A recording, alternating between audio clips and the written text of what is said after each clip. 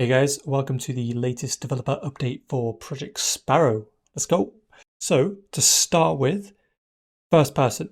First person is going to be the only mode available to begin with, and we may just keep it like that forever, depending on how you guys feel about it, what the thoughts are, and just the general feel of how you guys are liking first person. So with first person, don't try and compare it to the live version of the first person hacked together shambled mess.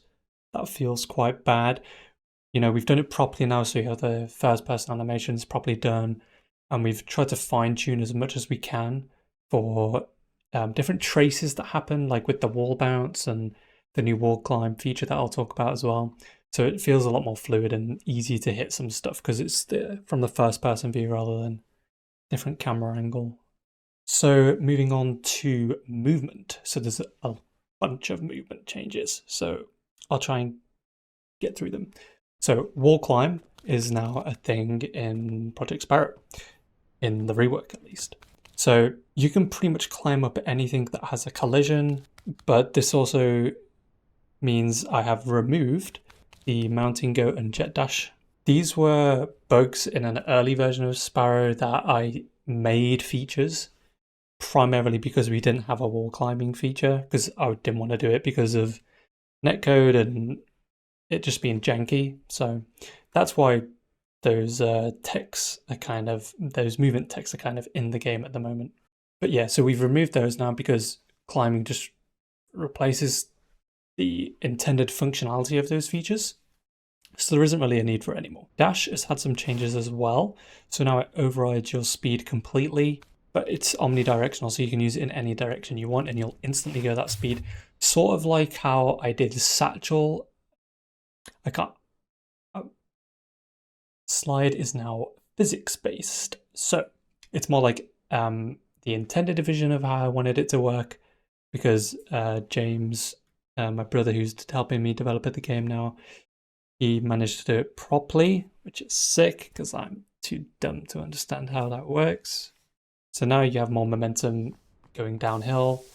If you keep going downhill up to a cap, of course, and then the more momentum you have going up a hill, you'll go further up depending on how fast you go. But you can't turn around and infinitely slide up anymore because, yeah. So there's also another movement ability that you can swap between in the loadout section for now. Bear in mind this, everything we put into this loadout section where you can pick what ability you're going to have, or you know what movement option you want. You know, it's all experimental. Some of it might not be permanent, some of it might be permanent, but that's up to you guys, you know, depending on how you guys like it, what it's feeling like, and how we can improve it. So roll will replace dash if you pick it, so you can pick either roll or dash. And the difference is roll, you get a smaller hitbox, you do like a roll animation, and I'm thinking of making it evade as well, so while you're in the roll you can't get hit. But it doesn't override your speed like dash does, so you can't go one direction and then instantly go the other way. You can sort of do it, but it's not as hard. We've also added more air control, so you have more control over your movement in the air. So in Live Sparrow, it's really small. I think it's like 0.1 or even 0. In the rework, it's currently 0.6. So we did experiment with 1, but it gets quite hard when you're trying to aim at someone and they're constantly all over the place and you can't really judge your shots too well. So it's 0.6 for now. So a big one, we've also removed sprint, so you can't sprint anymore. That is just default across the board, everyone is sprinting. We've also lowered the speed down slightly from 650. Now, you also move faster now when you're strafing left and right and backwards. So you're not at that like 375 walking speed anymore. It's just slightly lower than the sprint speed. You can still crouch to make your footsteps silent. So there's still the same functionality, but everyone just sprints anyway, pretty much all the time. So there's not really a need for the walk. It doesn't really make much sense. And it frees up a keybind as well that we can use for something else, which is the new default movement keybind for the movement ability, replacing left alt, because I know that one was a bit awkward for people. Okay, now with all of these changes, You'll also notice that the 1v1 fights when you're AD spamming with the crossbow don't feel as stale because you can just go up to a wall and wall climb it or move around more because you're faster by default, moving backwards and to the side. So you can move backwards more, run, jump, and slide easier, and then wall climb and do whatever you want, which is sick. I do also want to add that Project Sparrow wasn't really intended to be a movement shooter as a lot of you think it is. That was just bad game design by me, and I know a lot of unintended bugs that happened that caused the game to be like that. But the intended vision isn't really for the game to be like that, so we are cutting down a lot on the tech you can do, which I've already mentioned, but we're trying to push that into more bursty areas. So rather than circling the map doing B-ops forever as a high skill player, you can just, you do that through other avenues like the new grapple, which I'll talk about, and some ultimates I'm going to talk about. And yeah, try and make it more bursty, skillful, easy to kind of play as a new player, but also hard to master as a master player. Okay, so let's talk about the new utility. So this new utility is called grapple. Yep, sick name. So the goal here is to have functionality similar to Widowmaker's grapple hook from Overwatch and Pathfinder's grapple from Apex Legends. So you can still use it like Widow, or you can use it like Pathfinder, where you hold A and D and move your camera to further go that direction, left or right, which I think is really cool. So it's great to also combo with dash, because you can just grapple and then instant momentum shift the other direction. Moving on to some gameplay changes. So we're going to test max health as 250 rather than 200. But keeping 200 as the headshot damage for a normal arrow. So we're going to have 200 HP plus 50 shields.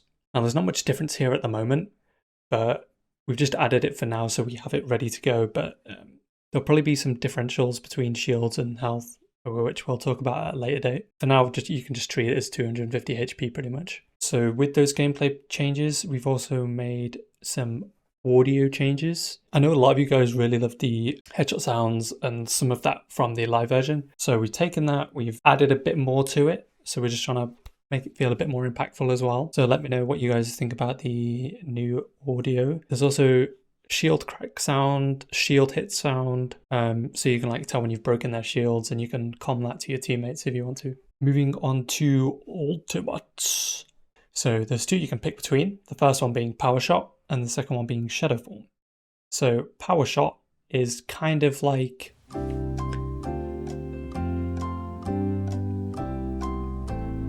Power Shot, you are unable to move for a second. It's like a channeled up, really powerful shot, which is also hit scan. So it's a 1 second cast time, and if you use it whilst you're in the air or you're sliding, then you negate the movement penalty. So you're rewarded for moving while using it. You can't just walk or sprint and use it because you'll get rooted and you have to wait for a second before you can run again. So that does 200 damage. It's currently hit scan, and it has a rollback as well. So I'll talk about that shortly. The second ultimate is called Shadow Form. Now this is a work in progress name because people are going to get confused that it's like a stealth, I think. So we'll probably rename this to something else. But you pretty much enter this shadow form, get like a purple effect around you and trail, pretty much like the Shadow Form trail from the live version. And this will increase your base movement speed by 20%. This includes climbing as well. So you'll move around faster, climb walls higher, and then every time you get a kill, your movement ability will reset, whether that be dash or roll. And this will last for about 12 seconds. Just put that out there. These numbers are first base testing, so this may either be really OP or really underwhelming, so depending on how it plays, we'll increase or reduce these numbers. There's a lot more to the netcode and stuff, but I think I want to try and do that in a separate video to talk about all the solutions that we're going to be implementing, Rework, and how everything works regarding projectiles and all the abilities and stuff like that. Oh, but good news, kick will hit players now. I know a lot of people, when they kick someone, it doesn't work half the time in the live version because it's really badly implemented, but with this new netcode, it pretty much just hits every time, even if you're on high ping. So that's awesome. So if you've made it this far, or you skip to the end to try and find out a date for when the rework is going to release and come out, I'm sorry, but we don't have one just quite yet, but we're so close. If you keep an eye on the Discord announcements channel, or you have the general patch notes playtesting role, you'll get pinged when it's ready. But yeah, I think that's everything, guys. Sorry it's taking so long, and we are working really hard to try and finish it as fast as we can. But yeah, we really think it's going to be a good direction for Project Sparrow. So let me know what you guys think when you get your hands on it. And yeah, look forward to playing it. Peace, guys. Scrub that.